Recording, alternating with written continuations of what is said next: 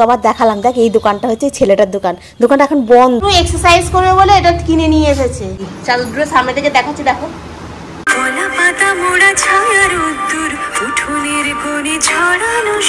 নিচে যাচ্ছি, বিস্কুট এসছে, আসছি দাঁড়ান। বিস্কুটটা নিয়ে উপরে আসবো, চা দিয়ে খাওয়ার মতো সেই সুগার ফ্রি বিস্কুট আছে, ভালো লাগে না খেতে। এই বিস্কুটটা দেখি বাদম, একটা আছে বাদাম আছে। বাদাম কোনটা? এটা বাদামটাই দিন। একটা আছে, এটা থাক, বাদামটাই দিন। চলো বিস্কুটটা নেওয়া হলো, আর এখন চা করে খাওয়া হবে। বিস্কুটটা ওই সুগার ফ্রি বিস্কুট আমার একদম ভালো লাগে না। দু রকম বিস্কুট নিলাম, একটা হচ্ছে তোমার বাদাম দিয়ে বিস্কুটটা, আর একটা হচ্ছে তোমার প্র্যাকটিস। তনু দাঁড়িয়ে আছি, তুমি হচ্ছে কি বিস্কুট নিয়ে আসলে আমি একটু দেখি।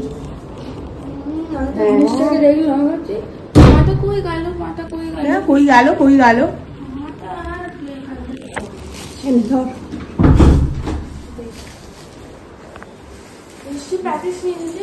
প্যাটিস একটা নিয়েছি, আর একটা নিয়েছি, বাদাম নিয়েছি।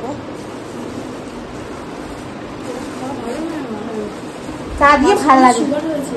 হ্যাঁ, ওই একটা দুটো খাবো, প্যাটিসটা তো সুগার নেই কি না? সব বিস্কুটেই ময়দা আছে, তাহলে কি কিছুই খাবো না? চা করি, চা করে খেয়ে তারপরে বাকি কাজে হাত দেবো। গুড মর্নিং বন্ধুরা, কেমন আছো তোমরা সবাই? আশা করছি তোমরা সকলেই খুব ভালো আছো, আমিও বেশ ভালো আছি। আজ হলো বৃহস্পতিবার, গুরু পূর্ণিমা। সকাল সকাল আমাকে স্নান টান করে পুজোর কাছে যাব, কিন্তু তার আগে ওই যে বিস্কুটটা এসেছিলো, বিস্কুটটা আনতে চলে গেছিলাম। আর এখন একটুখানি ঢেলে নিই, চাটা ওখানে হচ্ছে। চাটা হয়ে গেলে তনু আর আমি বসে একটু চা বিস্কুট খেয়ে তারপরে স্নান করে পুজো করব। थोड़ा सा चेंज कर लिया, रोज रोज एक ही कप में चाय खाना अच्छा नहीं लगता। আমাদের বকুল তলায় বসেছে মেলা, দেখতে যাব আমি তুমি, দেখতে যাব আমি তুমি। ঘর দালান ঝাঁটটার দিয়ে মুছে পরিষ্কার করে নিয়ে তারপর একদম স্নান টান করে চলে এলাম ঠাকুর ঘরে। আজকে বৃহস্পতিবারে মায়ের পুজো হবে। গুরু পূর্ণিমায় সেভাবে তো পুজো হয় না, আর কি গুরুদেবকে স্মরণ করতে হয়। কিন্তু আমি তো অনেক ছোটোবেলাতে বললাম না তোমাকে গুরু দীক্ষা নিয়েছি, সেই হিসাবে দীক্ষাটা এখন আর আমার মনে আছে কি না সেটাও আমি জানি না, কারণ আমি কোনোদিন গুরু দীক্ষার পাঠই করিনি। সেই তখন প্রথম নিয়েছিলাম, প্রথম গুরু মন্ত্র জপ করতাম। তারপরতে আর কত বছর হয়ে গেছে গুরুমন্ত্র জপ করাই ভুলে গেছি। যাই হোক, তবু গুরুদেবকে স্মরণ করেই আজকে পুজো করছি।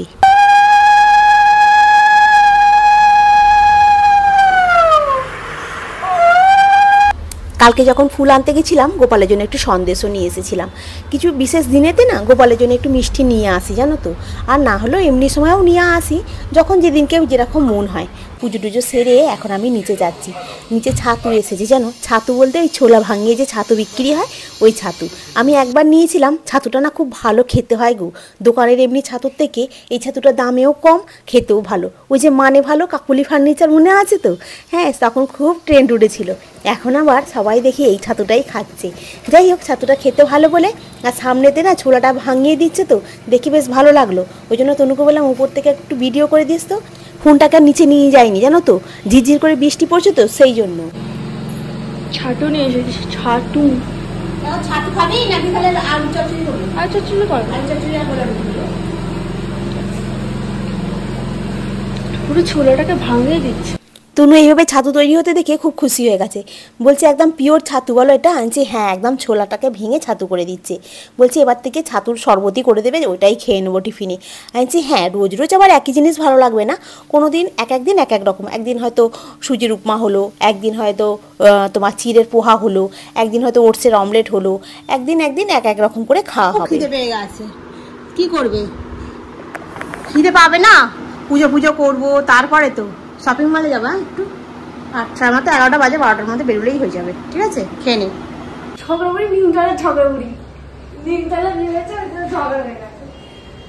গামছাটাকে ভিজে চান করেছে, একটা এই ঘরের খাটের মাথায়, একটা ওই ঘরের খাটের মাথায়।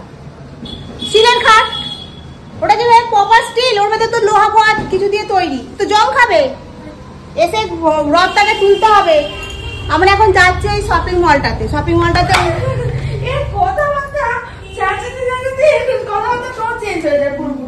হ্যাঁ, চেঞ্জ হবে না। আমরা শপিং মলটাতে যাচ্ছি, ওই চিড়ে ফিরে কিছু নেই তো, খালি কদিন ধরে সুজি খাওয়া হচ্ছে, সুজির হালুয়া, সুজির ওই উপমা করে এইসব খাওয়া হচ্ছে। যাই হোক, ওই জন্য এখন যাচ্ছি, একটু চিড়ে ফিরে নিয়ে আসি। আর বাজার বলতে এবছর তো এবারে তো ফ্লিপকার্ট থেকে কিছু অর্ডার করিনি, মোটামুটি তেল ফেল সব আছে, ওই জন্য আর অর্ডারটা কিছু করিনি। আমি বলি থাক, বরঞ্চ শপিং মলটা থেকে কিনে নিয়ে চলে আসি, ওই জন্য এখন বেরিয়ে পড়ছি। সকালবেলা টিফিনে তোমার বাইরে দিয়ে লোক যাচ্ছে, দরজাটা দিলাম, তনু এখনো বেরোয়নি। সকালবেলা টিফিনে গোলা রুটি খেলাম আর একটু খেয়েছি, আলু চচ্চড়ি দিয়ে খেলাম। এখন ময়দাটাকে মেখে রেখে দিয়েছি, অল্প একটুখানি কুমড়ো ছিল, একটু বেশি আলু দিলাম, একটু এতটা ছোলা দিলাম, দিয়ে কুমড়ো দিয়ে আলু দিয়ে ছোলা দিয়ে তরকারি করে নিয়েছি। করে নিয়ে আর সব বাসন টাসন মেজে গুছিয়ে পরিষ্কার করে নিয়েছি। জামা কাপড়গুলো খালি এসে একবার শুকনো করতে দেবো, কিছু জামা কাপড় ওখানে দেওয়া আছে, ওগুলো একটু শুকনো মতো হয়ে যাবে, রোদুরটা যে ভালো বেরিয়েছে, তারপরে আমি এগুলোকে এসে দিয়ে দেবো। তো চলো, মোটামুটি তনু রেডি, আমিও রেডি।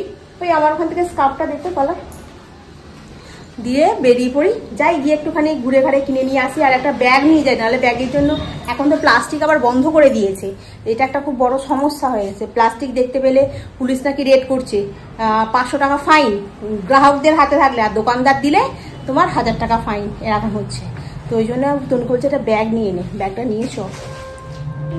হ্যাঁ এইটা, হ্যাঁ এটা তো শপিং মলেরই ব্যাগ, এই দুটো নিয়ে নিলেই এনাফ। কত কি কিনবো, দুটো নিতে হবে, ঠিক আছে, ছিঁড়ে ফিরে যেতে যায়। আর চল আর কিছু করতে হবে না। আর আমার স্কার্ফটা দিলি? ঠিক আছে চ, আমি খুঁজে নিচ্ছি, ধর এগুলোকে ভাঁজ কর, ভ্যাজ করে ব্যাগের ভেতর ঢোকা।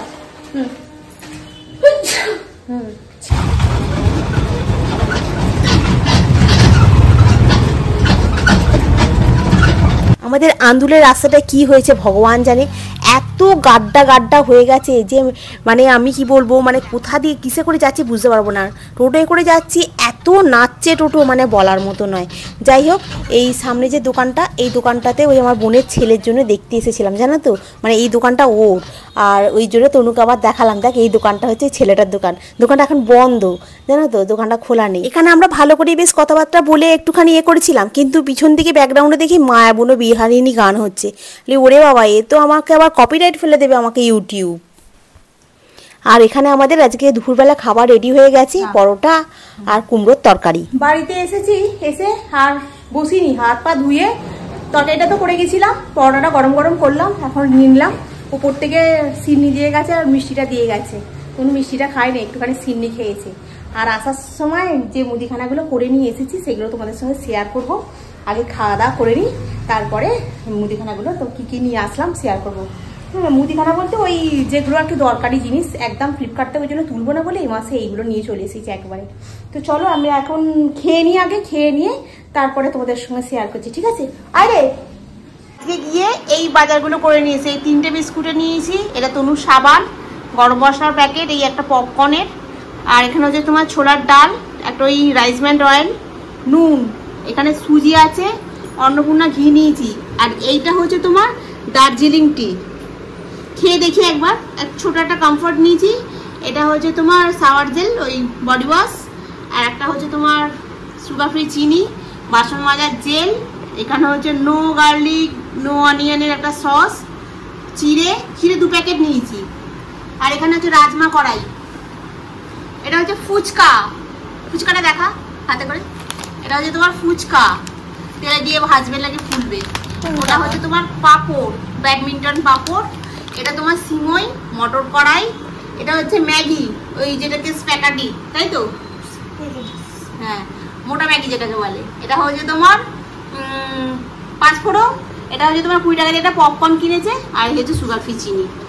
তো আচ্ছা, এটাতে তরু এক্সারসাইজ করবে বলে এটা কিনে নিয়ে এসেছে, বললো এটাতে এক্সারসাইজ করলে হাতের কনুইতে নাকি কালো কালো দাগ হবে না, আর হবে না, হাঁটুতে দাগ হবে না। এই যে ভালো করে সামনে থেকে দেখাই, এটা কি বলে, যোগা ম্যাট। আজকে এই চাদর দুটোও কিনে নিয়ে এসেছি, চাদর দুটো সামনে থেকে দেখাচ্ছি, দেখো ফুল করা এই একটা চাদর, এটা আমার পছন্দ, কারণ আমি বললাম যে বিছনাতে পাতলে না বড় একটু চাদর না হলে ভালো লাগে না, আর এই চাদরটা হচ্ছে তনুর পছন্দ, একটা হালকা হালকা কালার কিনেছে। আমি বললাম সাদা নে, ও আবার এইটা নিয়েছে। এটাও বেশ ভালো লাগছে দেখতে, পাতলে আবার কিরকম লাগে। ঠিক আছে ঠিক আছে রাখ। পছন্দ হবে আমার ইচ্ছা ছিল একটুখানি বেশ টেডি বিয়ার যাচ্ছে, গাড়ি যাচ্ছে এরকম হতো। আচ্ছা ঠিক আছে, তা না তা না, দু চোখ বোঝা। হ্যাঁ, এই ছিল আজকের শপিং। আজকে আমরা গেছি তখন 12:30 বেজে গেছে, 1:45। মুদিখানাগুলো ওখান থেকে করে, আমাদের পাশেই তো তোমার ওই চাদর ফাদরের দোকানগুলো, চাদরগুলো তোমার 420 টাকা করে নিয়েছে, শুধু সিঙ্গেল চাদর, মানে বালিশের কভার নেই, শুধু সিঙ্গেল চাদর। বালিশের কভার যাওয়া যেমন ঠিক আছে, কিন্তু শুধু এখন বালিশের কভার শুধু নিতে গেলে ওরা 750 টাকা করে দাম পড়বে। কোনো দরকার নেই, দুখানা চাদরের জন্য 420 টাকা করে নিয়ে এসেছি। বড় চাদর আমাদের এই বেরিং হাউস থেকে নিয়ে এসেছি আন্দুলের।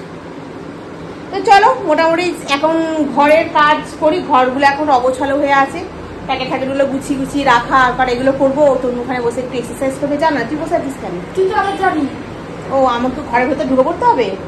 ও চলো, আমাকে যখন ঘরের ভেতর ঢুকে পড়তে হবে তখন আমার এই ঘরে থেকে লাভ কি, আমি ও ঘরে গিয়ে বসি। ও ঘরে একটুখানি বসছি, তুই ব্যায়াম হয়ে গেলে আমাকে ডাকবি, দরজাটা দিয়ে দে তাহলে। লো আজ্জা পার বাচ্চাকে ঘরের মধ্যে পুড়ে দিচ্ছি। ঠিক আছে যা। হ্যাঁ সেম। তনু বলছে না বাবা বেশি দেয়া যাবে না, বড়লেকিয়া চা অল্প করে দি, বলে অল্প করে দি, চা দিস না, ওটা চাপা দিয়ে রেখে দিতে হবে মনে হচ্ছে। চাপা দিয়ে রেখে দে, একটুখানি ফুটে গেছে তো চাপা দিয়ে, হ্যাঁ রে চাপা দিয়ে রেখে দে, দেখবি লিকার চলে আসবে। ঠিক আছে, ময়দা মাখা আছে। আর এই যে তনু চাটা করছে, করুক, করে কেমন খেতে হয় দেখি। এটা বড়লোকিয়া চা, যার দাম, একে কাপ মেপে জল দিতে হবে। আমি যে হাফ কাপ করে, বেশি না, বলতে কাপ মেপে জল দিল, দিয়ে চাটা করছে। কেমন খেতে হবে জানি না, তনুকে বললাম একটুখানি চা এটাকে চাপা দিয়ে রাখ, চাপা দিয়ে রাখলে তোমার এ হবে, কি বলে যেন, লিকারটা আসবে। এই চাপাটা মনে হয় না ফোটায় বলে। এ কিছু বলতে চাইছে, এর বক্তব্যটা একটু শুনে নেওয়া যাক। কি বলতে চাইছিস বল? যেমন করে করে উল্টে ওরকম, ওই রকম, ওই জন্য বললাম তো চাপা দিয়ে দিই, চাপা দিয়ে দিলে হয়ে যাবে। চ এটাকে ভাঁজ করে দিই, তুলে রাখি। তনু এক্সারসাইজ করা হয়ে গেছে, তনুর সঙ্গে তনুর মুনুরও এক্সারসাইজ হয়ে গেছে। কিছু হয় বাইরে থেকে একটা কাজ ছিল।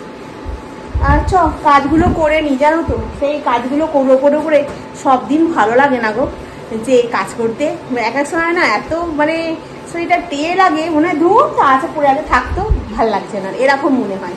কিন্তু কাজ আছে এখন অনেক, এগুলোকে টেবিলে সাজানোই পড়ে আছে, ওগুলোকে তুলবো কি করবো। ওইখানে এক্সারসাইজ হচ্ছে, আমাকে ঘর ঢুকিয়ে দিয়েছিল বলে আমি বসে বসে সেই রিলস দেখেই যাচ্ছি, ভাল লাগে না, এক এক সময় আমার বিরক্ত লাগে। জলের দোকানে ফোন করেছি, বললেছে সন্ধ্যেবেলা দিয়ে যাবো, আমি আর একটু পরে আবার ফোন করবো। চাটা খেলাম, চাটা বেশ ভালোই খেতে হয়েছে জানো তো, খারাপ হয়নি। চাটা কি হবে, লিকার চা, কিন্তু ওটাকে ফোটালে হবে না, ওটাকে চাপা দিয়ে রাখতে হবে। ছাতুটা সকালবেলা নিয়েছিলাম, এর মধ্যে ঢেলে আর ওই ফ্রিজের মাথায় রেখে দেবো, তাহলে গুলে খেতে সুবিধা হবে। আর কিছুটা ফ্রিজে চালান করে দেবো, কেন এখন বর্ষাকাল তো, বর্ষাকাল মানে বাইরে রাখলেই ওখানে তোমার ভেমড়ো ফুটে যাবে, যার জন্য যা কিছু এখন সবই প্রায় ফ্রিজেই রাখতে হচ্ছে। আর চিড়েটাকেও ঢেলে রাখছি, কারণ কখন কি পোহা টোহা খেতে ইচ্ছা করবে, সেই জন্য চিড়েটাকেও একেবারে ঢেলে নিচ্ছি। মানে আজকে যেহেতু সময় আছে, কাল থেকে বেরোতে হবে, কালকে সকালবেলা যদি আমি এগুলো করতে যাই দেরি হয়ে যাবে অনেক।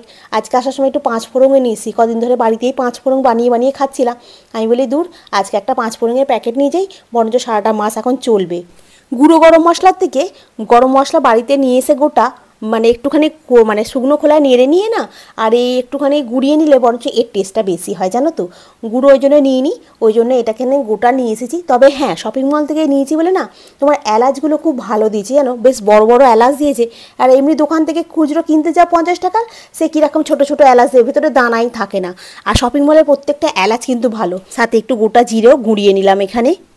রান্নাঘরের সমস্ত কাজ মোটামুটি মিটিয়ে নিয়েছি, নিয়ে এখানে গরম গরম পরোটা আর কুমড়োর তরকারি তনুকে দিয়েছি, ও এখন ফোন নিয়ে ব্যস্ত, আমি আমার চুপচাপ করে খেয়ে নিচ্ছি। মৌসুমে একটা ভালো টিপস দিয়েছো, এই বর্ষাকালে জামা কাপড় উপরে আয়রন করে দেবে, তাহলে তাড়াতাড়ি শুকিয়ে যাবে।